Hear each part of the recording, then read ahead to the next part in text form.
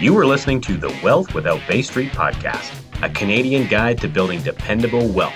Join your hosts, Richard Canfield and Jayson Lowe, as they unlock the secrets to creating financial peace of mind in an uncertain world. Discover the strategies and mindsets to a financial future that you can bank on. All right. Welcome, everybody, to another episode of Wealth Without Bay Street. And we're joined today by our special guest, Andrew Murdoch. Now, Andrew's joining us all the way from Scotland because he couldn't get back here. So he's been stuck there for... I thought he just loved haggis. And, well, that could be... right, that could be it, too. And so golf, haggis... what are some other things? He's in a mini retirement. He's learning. He's vested himself into learning how to do the bagpipes professionally, so he can play AC/DC equivalent bagpipes. Totally, that's what he was sharing with us before we started the show. And so we're super pleased to have Andrew with us, otherwise known as the Digital Nomad. And I'm so impressed with Andrew's story because he's really been traveling the world and. We just thought that we could bring so much unique value to our audience with this podcast episode. And so, Andrew, it's so good to be with you. Thanks for joining us. Thank you for having me. And yeah, the whole traveling the world thing. Do you remember those days? Do you remember what that was like when we used to be able to travel the world? Yeah, like we were sharing earlier. Circa Q1 2020, when we could travel the world. So presently, it's for the benefit of our listeners, it's day 647,279 of the COVID-19 pandemic. Yeah. So Andrew, tell us. Jason's not prone to hyperbole in any way, shape, or form. Not at all. If you've listened to any of our previous podcasts, by the way. Tell us a little bit about what brought us together here today, Andrew, and what's been keeping you busy all the way in Scotland?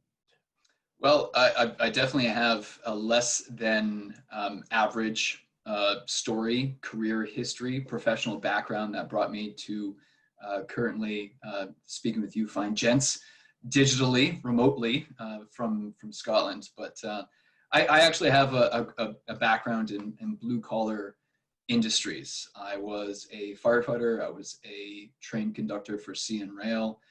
I was a Canadian Coast Guard rescue diver stationed at the hovercraft base in Vancouver and spent the bulk of my adult life working shift work in steel-toe boots or fins, and certainly had an up-close and personal perspective of the whole living a paycheck to paycheck kind of lifestyle, especially living in a city like Vancouver. And one day I just kind of woke up and thought, no, this isn't for me anymore. Found myself working in telephone sales for 6 months, and wow, what a learning curve that was. And then stayed in sales and transitioned into insurance, actually, when I came across a unique product that was able to protect people in a very unique way. And coming from the blue collar background, I was able to identify that value quite quickly. And then from there transitioned into a remote job working for an American tech company, getting into marketing, and quickly realized that living in an expensive place like Vancouver was not getting me ahead anytime soon. And I knew I'm already working remotely. Why am I here? So I booked a one-way ticket, which was sort of a nerve-wracking experience for anyone who's done that for the first time. And then I just didn't stop booking one-way tickets and found myself jumping all over the globe, wherever I wanted, whenever I wanted, and reclaimed and just captured a sense of freedom that I always dreamed of, but mistakenly thought that I was going to have to wait till retirement for that kind of lifestyle. And I'm very grateful to have learned that it's a whole way of life that many people discover. And I found myself in Scotland when the pandemic hit.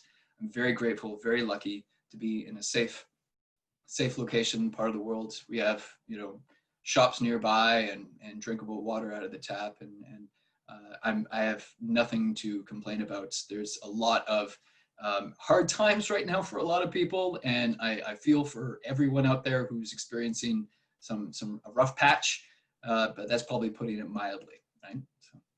Wow. And, each time we would connect through your travels, and it was always exciting to know where you were and you know, how you would describe your surroundings and what was keeping you busy and the culture that you were immersing yourself in, the people that you were getting to know. And it's just such an interesting story. And you're able to, through your digital nomad journey, you're now in a position where you're bringing value to people. You're helping them with digital, you know, really expanding their digital presence, whether it's on social media, whether it's, you know, some of the great tips that you were able to share with me around YouTubing and LinkedIn and all these different things. So maybe give listeners just a perspective on, you know, what's keeping you busy nowadays. Yeah, I think it's, thanks for asking. That's a really great question, because I found myself in marketing, but that doesn't mean to say that to live a remote living lifestyle, you have to end up in marketing. It certainly does depend on your personal set of skills and talents and abilities. And that's just where I found my life went that direction. And I'm fortunate and grateful for that. I think I have the sense that a lot of people kind of paint themselves into a corner these days. A lot of people see, I think nobody really enjoys being told what to do. Nobody wants to fight. Nobody wants to put on a mask if they want to wear a mask, or I don't want to, someone might want to go on vacation to a tropical part of the world, and now they can't book flights, and nobody really enjoys nobody that. Wants to put those steel-toed fins on because that's dangerous. Yeah. You laugh, but I was wearing steel-toe boots underwater, stomping around. I actually, in my dive class, as long as you bring it up, in my dive class, I recorded the longest bottom time on a single dive. I was underwater in the Fraser River for almost 4 hours. And let me tell you, you don't realize what you are capable of until you are put in an uncomfortable position. And then you move that platform a little bit higher and you become a better version of yourself. And you can use that example for anywhere in life. And I came out of that water frozen, just blue. But then that moved my gauge, because then all of a sudden I realized what I was capable of, right? And that's important, because right now people are going through some tough times. They perhaps had an offline business and were forced to move their business online, or maybe they already had an online presence and now they're trying to ramp things up. There are fantastic stories everywhere. I was hearing about this pizza restaurant, 70% of their business were single slice pizza slices, and they were able to convert their operations somewhat so that they could make those face masks, molding their face masks in their oven, and are now providing medical equipment to hospitals in their local area. Wow, that's phenomenal. That's an innovation. And your story of Fraser River perseverance, also very good and very timely, I think, for people to hear. In fact, I'm moving much closer to the Fraser River, so I found that particularly interesting. I will probably go and visit the banks, but I will not be spending 4 hours underneath it. I don't suspect. Don't recommend it. Don't recommend it. Nothing to see down there. And so what advice would you be providing to, you know, small business, medium-sized business owners who are really obviously understanding that they have to shift, right? Because there won't be any such thing from a business perspective of returning to normal. If you're still there, that's behind you now. There's a new way forward. So what advice would you give to those folks? Yeah, I agree with that statement completely. There is going to be a new normal after this. We've witnessed a massive social shift in what's acceptable, right? And I think the most important currency that anyone in any industry should be paying attention to is attention. And I mean, yeah, of course, I'm biased because I'm in marketing, but everyone is in sales. Everyone is in marketing at the end of the day. I think you'd be hard pressed to find a business model that didn't involve some sort of marketing or sales in their business model. And so right now, I think people need to be focused on attention. Now, the good news is it's easier now to get attention than it's ever been before. You can grab your phone, you can shoot a quick selfie video, post that create a podcast. You can post that on YouTube. You can post that on any social media platform. These are all free platforms that you don't need to pay a fee for, and you can get your message out there. You can share your brand. Now, the bad news is it's just as easy for everybody else to do the same thing. So there is a competitive nature to that. And that's why people hire professional digital marketers to get that unfair advantage. And you and I, Jayson, you and I were talking about how to improve the YouTube channel. Love what you guys are doing on the channel, and I've been a fan for a long time. I was flattered when you asked me to join, and there's a cumulative factor when it comes to this stuff. And I don't want to. The last thing I would want to do is make a business owner, small, medium-sized business owner, feel anxious or nervous about this transition, because it's cumulative. All you have to do is hit that record button, write a blog, create a podcast, do guest blogs on other websites. There's all kinds of ways to create content that will drive attention towards you so that you can gain some traction in a virtual and digital way. And then once you find your stride, you'll notice that it's actually quite scalable. It's actually a lot more leverageable now, because every blog, every podcast that you guys film, that's now a soldier that's working for you 24/7. You did it once, now it's out there online and people are commenting or liking or sharing on the content 24/7. You did your job once, and now it'll pay off dividends for weeks and months and years to come. So I think do you think that people have unrealistic expectations of, the result that they're looking for from social media from a marketing perspective? I think that's been something that's come up so often in all the clients, that we talk to who operate businesses and they're maybe looking at it. I think it's really easy to dismiss it if you try it and you don't have a realistic expectation or a realistic time frame and a realistic level of commitment and consistency, then you'll be disappointed, because at least, what folks that I know have told me and what we've experienced, when you first implement a marketing strategy, let's call it advertising, or let's just call it being on social media, it really sucks at first. Well, if you have no presence, or you're starting from scratch, etc. It's no different than any other type of asset that you want to create. You have to it's like you're starting a brand new business. It's a business within your business. It's a marketing campaign effort that the purpose is to drive more business, but ultimately it's starting from scratch. And so it has to get legs underneath it. And you mentioned hitting your stride, Andrew. I love that phrase. And I think what you're identifying is that you have to be able to commit. You can do all these things. You can do them for free. You can get it up and running. You have that advantage to be able to work on a platform that everyone else on the planet can work with. Where it falls off the tracks is if you lack the commitment to do so. Yeah, completely. You guys are 100% on the right track there. Ultimately, and it's a shame to admit this, but ultimately the majority of people out there are impatient. Everyone wants it and wants it now. And there's delayed gratification and instant gratification. And if you are starting off at zero, you create a YouTube account, you create a Facebook account or whatever, and you start with zero, it will take that resiliency, it will take that fortitude, because content is king. That's true. Content is king. However, frequency is right up there along with the actual content, because no one's going to listen to you if you have nothing to say. So you have to be creating content, writing blogs, creating podcasts, creating videos on a very regular basis. And no, you're not going to knock it out of the park every single time. And in the beginning, hate to break it to you, no one's going to pay attention. But if you keep showing up, then you will attract your ideal client, your ideal follower. People will come across your content and they'll resonate with you, and you will naturally not resonate with a percentage of the viewers and readers as well, which is exactly what you want. That's what you want, because by the time someone actually enters your business funnel, they're already, in a sense, pre-qualified. They already know, like, and trust you.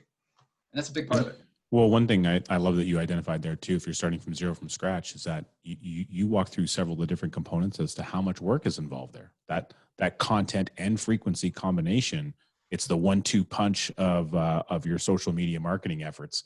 And if you don't have both of them, well, then you're just a one punch wonder anyway. Either way, it's just not going to work. And so that's where a person like me, who maybe has a little bit less on the patient side of things, really good at getting things up and running, but then it's like, then I'm distracted. I'm over here doing something else. And so having a person like Jayson, who's got a little bit more follow through aspects, and he's got a team of people around him, really works well for, that's one of the reasons why we work so well together, is because we bring both of those strengths into the equation. And, but I think what I really hear is you're leveling up the importance of, don't underestimate the amount of effort and commitment that's required, that either you have to do as an individual, or you need to make sure that you have a team of people, a digital marketing expert with you to help leverage that capacity and the knowledge and the plan around getting it done. Bingo. And think, Andrew, about, you know, all of your experience, your work experience, in particular, the experience that you had with the Coast Guard. I mean, you really learned how to operate in high stress situations, but you didn't learn how to do that without going through a number of mock scenarios. Imagine just being thrown into it. You could likely injure yourself or injure the person that you're trying to rescue, or a combination of both. And so it took a lot of practice, a lot of repetition, a lot of coaching, a lot of that. And so how did you translate that or bring that with you into your business now? Like, how do you serve your clients? What's your process? How do you bring value to them? That's a really good question, really good point. And before I dive into that, I would love to just touch on two aspects of the previous subject there. There is a way to scale things up for those who have the resources. You mentioned Jayson has a team, and that will obviously speed things up. If you have resources that you can hire staff or a freelancer to help you scale things up, of course, you're going to be able to grow your presence a lot quicker. I like to pay attention to what the experts are doing, right? It's going to shorten my learning curve. And, you know, Gary Vaynerchuk, Gary V, who's probably the most famous marketer on the planet, likes to tell people to document. Don't worry about creating anything, just document. And you'd be surprised how well that actually does. Because people are actually, these days, right now in 2020, people can tell when they're being sold to. Yeah. And we all crave for authenticity. I didn't get to Traffic and Conversion Summit this year in San Diego because of COVID, but they had rescheduled to December. Last year I was there in San Diego, and I watched Dean Graziosi on stage explain that ugly outperforms pretty every time. Ugly outperforms pretty, meaning you grab your cell phone and you shoot a selfie video and create an ad, a social ad about that. Do paid campaigns. And again, having resources to scale up your traction quicker, right? And these people spend tens of thousands, hundreds of thousands of dollars on split testing. It's called A/B testing, where they were testing the how effective a selfie video of you holding a shaky smartphone video versus paying tens of thousands of dollars for a big crew with professional gear and equipment, and the shaky selfie hand camera ad outperformed the high-end professional video. So, and Dean's not a dumb guy, so and by a long shot. By a long shot. And Dean Graziosi and Tony Robbins did the largest, by far the largest product launch in internet history last year, called KBB. The Knowledge Business Blueprint at the time, that's what it was called. And they signed up something about 20,000 people plus in 1 week. No one has accomplished anything like that since and before. So these are the kinds of marketers and professionals that I pay attention to.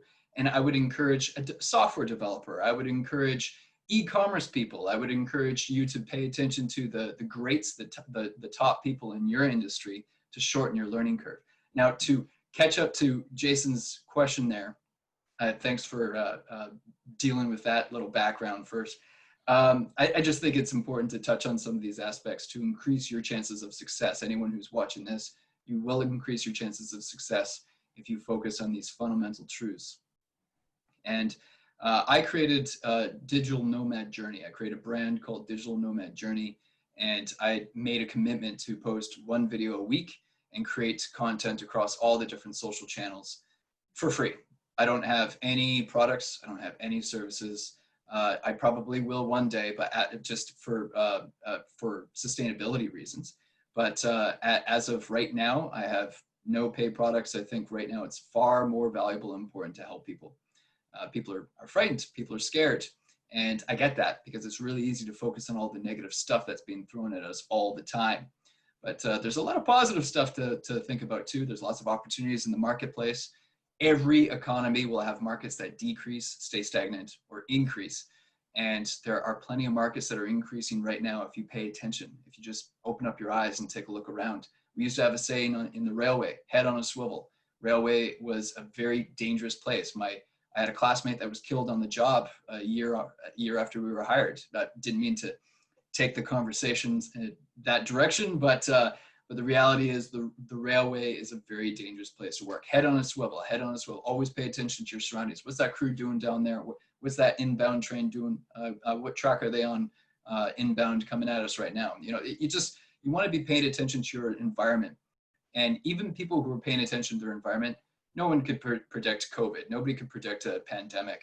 And so this is our current reality. It's time to adjust. It's time to survive. It's time to adapt and be flexible. And now resiliency is a lot more important. Being resourceful is a lot more important now than it was 6 months ago. And if you're seeking opportunity, well, then that's what your eyes and your ears are on the lookout for. Mm-hmm. And that's what your eyes and your ears only really pay attention to what your brain's looking for. And so I agree with Andrew completely. Like, you can get caught up in the fear, the hysteria, all of that. I recognize the magnitude of COVID-19, Mm-hmm. but I also recognize the magnitude of, really turning on the blinders to all of the opportunity and the amazing abundance that's out there. And you identified a couple of keywords that I really appreciate, which was adaptability, flexibility, and resilience. And so, there's doing that in your business and your marketing efforts. And it's also just, bringing that back to just your basic financial life. I mean, if you've been impacted financially somehow because of this pandemic, I mean, now's the time to consider, how do you want to adapt, be flexible, and create resiliency in your financial life on a go forward basis. Completely. Right. Which is one of the reasons why this podcast was created, is to provide more tools and resources to be able to help people, show them ways that they can do that. Well, and if you think of what Andrew's describing, if you build this, I'll just call it assets for lack of better description, information assets. Well, you really truly are building, because wealth is not money. It's not. And so if you want to, correlate it to the show, well, you really are, you're building a wealth of assets without Bay Street in being able to, expand your digital presence. And because people are spending more and more and more time on their phones, on their tablets, on their iPads, on their YouTubes and the Facebooks and all these other things. Mm-hmm. So you need to develop an offering, Andrew. I agree. I agree. I think, and you're very well spoken. So I certainly think it would be a valuable asset to many people to have, by the things that comes out of Andrew's offerings. They're probably going to be phenomenal. Completely. And where can people find you? Other than in Scotland. Yeah. Without, they can't go there to find you. So where can they find you online? If they found me here, the first question is like, how'd you get here? I can't. It would be super weird if there was a knock on outside your door right now while we're doing this, and it's like someone's like, I'm here. I was listening to the podcast. We tracked him down. Yeah. People can find me at my email is andrew@digitalnomadjourney.com. I just published a free book that I encourage everyone to go get right now. Go to digitalnomadjourney.com/free book.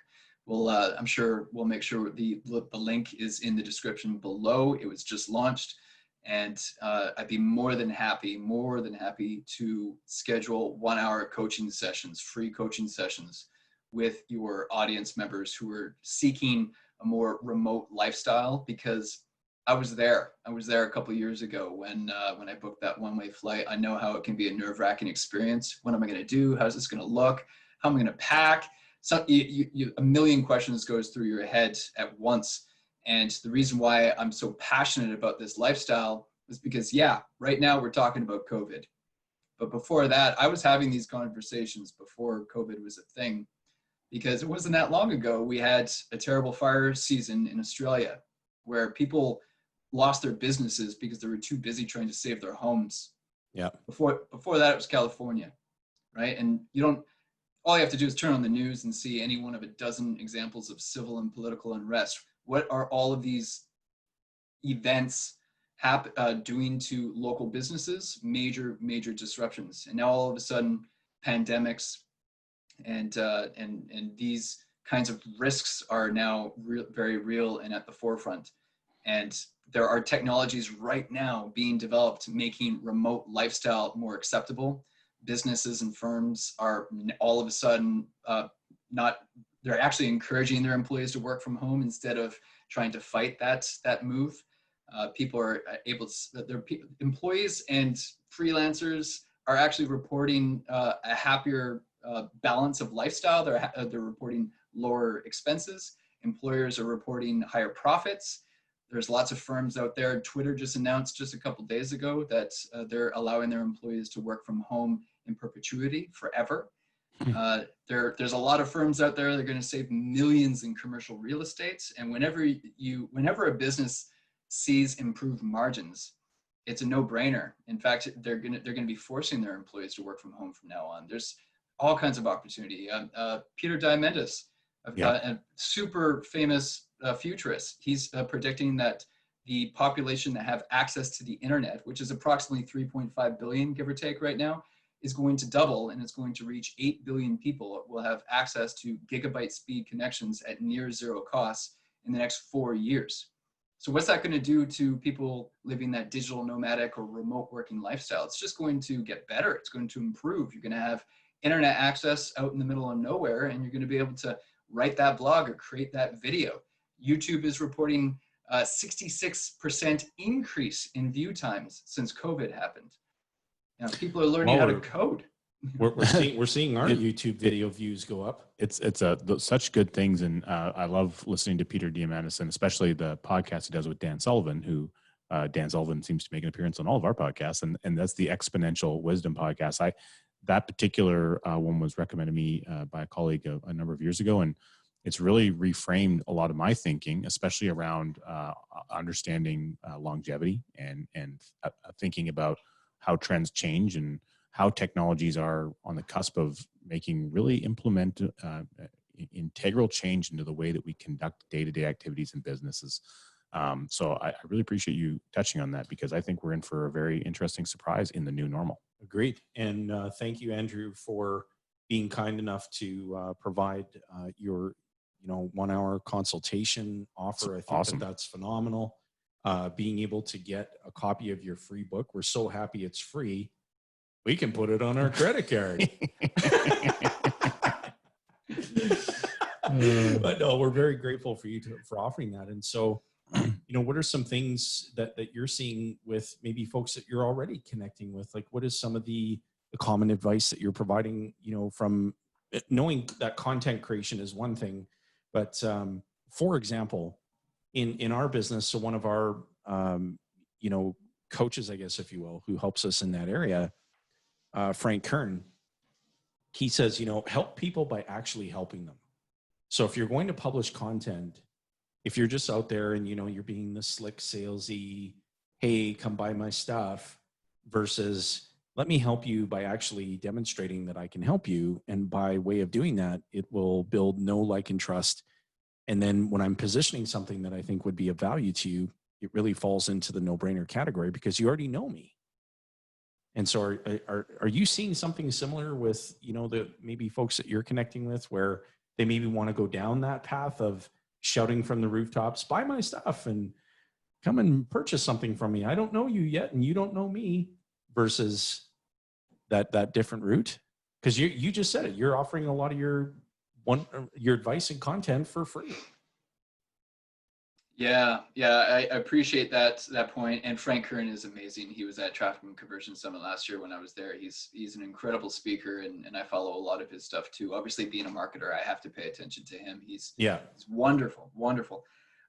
So yeah, on that note, and to make sure that this video really does contain some real value to you, the viewer, I would love to share some insights that I've noticed in some specific markets and industries that are doing well right now. And I actually write about this in my book, and I've talked about it just in my local circles. It's important to always recognize before you look for a job. Maybe you just got laid off and you're looking for a job right now. Or maybe you're an entrepreneur and you want to create your own business or develop a product. It's always important to make sure that the market exists before you invest all that time, money, and effort into the process, right? And it could be any one of those examples. You could be an employee or an entrepreneur. So it's important to recognize that certain industries have died off. Travel is one of them, obviously. I would not be looking for a job in that industry or trying to develop services in travel. However, there are a whole number of markets that are showing exponential growth and are expected to continue showing growth. At-home business, any product or service, at-home business is exploding. At-home fitness, again, exploding. How about contactless products? Can you imagine how successful, if this is the example that I thought of recently, if someone was able to develop a contactless elevator button? I would love that. I always hated touching those things even before all of this, right? How about family connection? There's a lot of people out there that are isolated and are feeling crazy levels of loneliness that they've never experienced before. There's a reason why the Zoom app is doing so well these days. Yeah. There's a lot of examples of markets that are dying for help. And that doesn't necessarily mean that you need to learn to be a marketer, but you may already have skills and abilities to get into an industry that's going to be doing nothing but growth. I had a conversation recently with an outplacement expert. She said, Andrew, I've never been so busy in my entire life. I have 400 people on my list to get to. An outplacement expert, recruitment, wow. HR. There's lots of industries out there that are dying for good people. So just paying a little bit of attention to those industries that are showing signs of crazy growth. And I don't see those markets slowing down anytime soon. Market will demand value that the marketplace will have to provide. And that is the complete opposite from any slick salesman talk trying to scam people off of something that has no real value. You know, Warren Buffett likes to say that price is what you pay, but value is what you get. Wow. That's good. That's real good. Andrew, it was such a pleasure to have you with us on this episode of Wealth Without Bay Street. Any parting remarks that you'd like to share with our audience? Oh, and maybe a quick resource for those looking for that remote lifestyle. What's a good kind of gateway?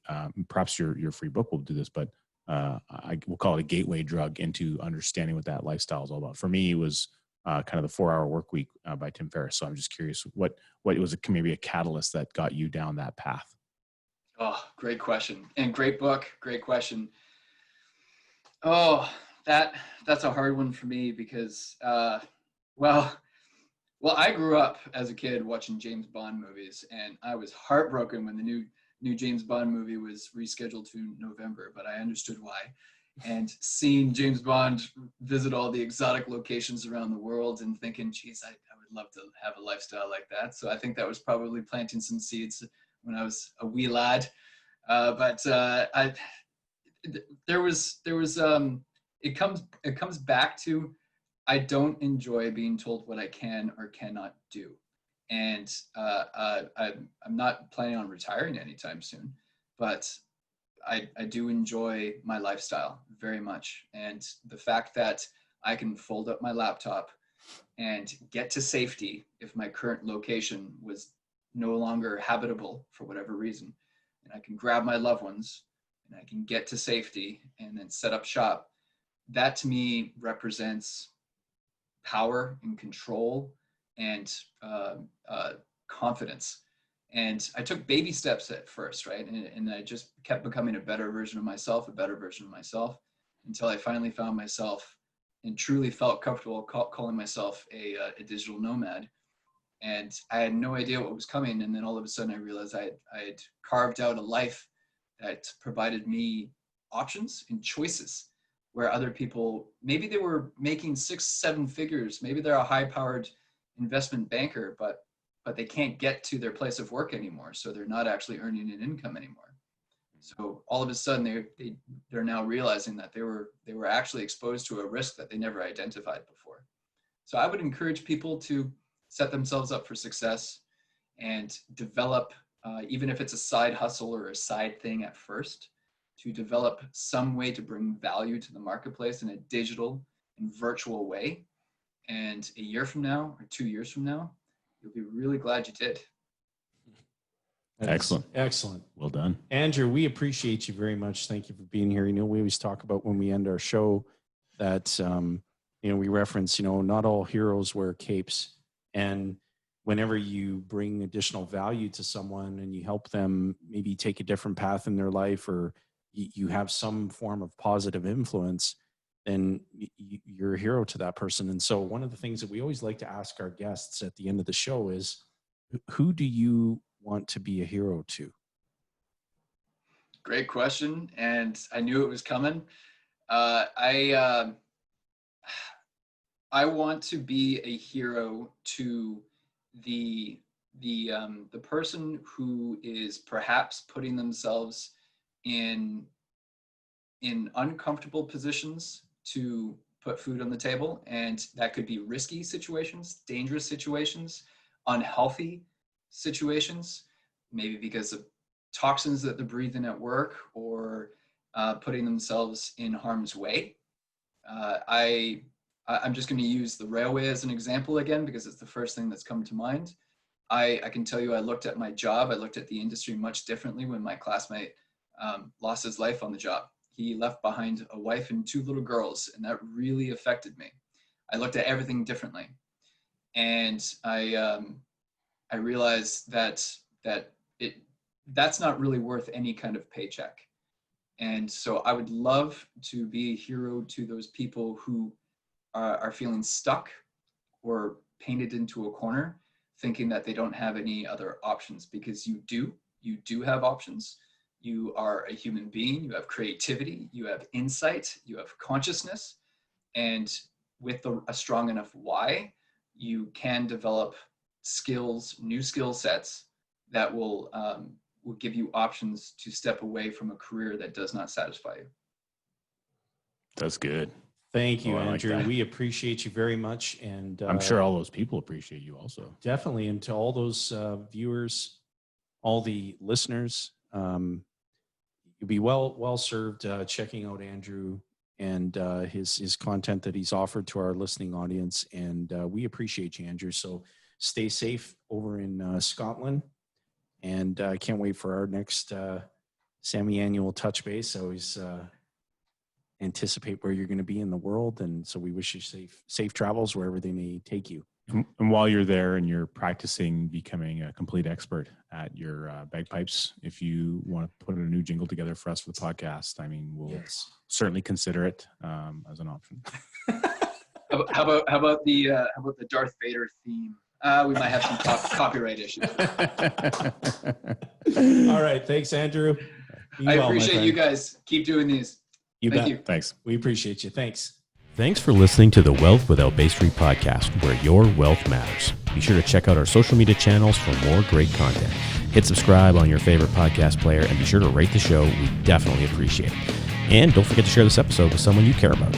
Join us on the next episode where we continue to uncover the financial tools, strategies, and the mindsets that maximize your wealth.